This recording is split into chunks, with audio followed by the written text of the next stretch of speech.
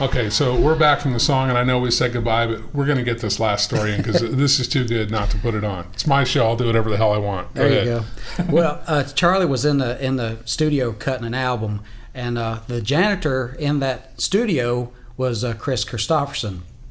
So he come up to Charlie and he said, "Man," he said, "I'm a songwriter, and I'd love to just let you hear one of my songs." He said, "I think you'd really like it. I love your music." And he said, "I think it would really fit you."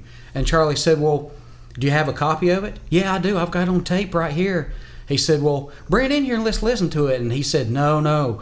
He said, "The label's already told me, do not be trying to push your songs. We know you're an aspiring songwriter, but don't you be doing that because you're a janitor. That's what you get paid to do." So Charlie said, "Well," he said, "we're going on a break."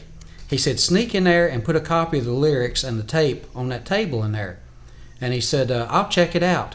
So they went on a break, and they was outside smoking, and the players was out there, talking between takes. And they came back in the studio, and the producer said, "Well, Charlie, what's the next song you want to cut?" And Charlie said, "The tape and the lyrics is laying over on the table." Oh, you're kidding. Charlie had never heard it, but he was so impressed by talking to Chris Christopherson that he wanted to cut that song. So Charlie said, while they listened to the tape and the players charted out, I'm standing over there listening and trying to learn the song. And he said, we cut it, and he said it was a really good song. Oh, man. That's Charlie Louvin. Wow. Take a chance like that. We got to have Chris on. Anyway, I need to get hold of Chris anyway. Chris invited us to come out, Charlie and the band, to come out and hang with him at the Ryman last year, and it was just him by himself, him and his guitar singing for a couple of hours. And we went and hung out back with him, and it was just great.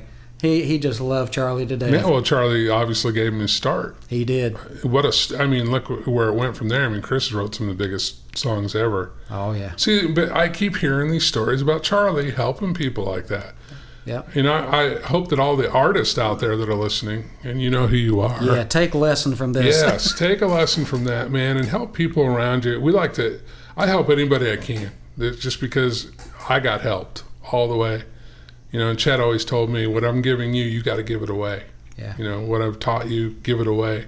As I've always said, I think that these new artists, when they get signed, they should be paired up with one of these, opera legends or something, and them go on the road with them and show them the ropes and show them how to treat people with respect and how to hone their talent, and they'll have a long career instead of 5 years and out, There's so much of that in there. There is.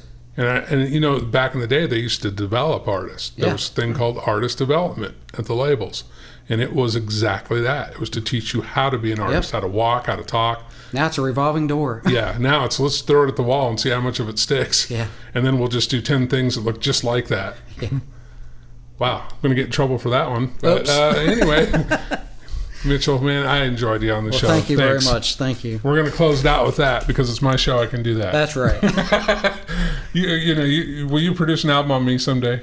Anytime you're ready, any genre, we'll do it. I want to do music. Turkish death polka. Oh, baby, I'm ready.